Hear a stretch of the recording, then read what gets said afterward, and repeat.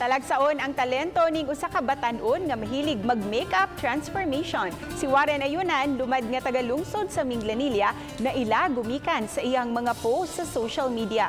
Mato ni Warren, siya ra ang nagkat-on sa pag-makeup ug sa pag-improve sa iyang skills niini. Gawa sa makeup, migamit usab siya og face paint alang niini. Usa siyang nihimo kining fasad sa simbahan sa lungsod sa Minglanilla nga gipinturahan sa iyang naw. Misalmot siya niini sa usa ka kompetisyon.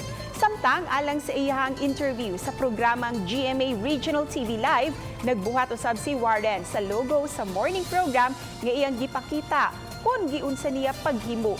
Tambag niya sa mga batan-on nga mag-practice ug magpalambo lang gayud sa iyang talento aron mas ma-improve kini. Actually, was yung katulo na ako. Nalingkaw mo rin siya kung makat-on niya. Hilig po ko during drawing. Just keep on dreaming niya. Salay sa kagalingon niya. Determination po ang importante niya.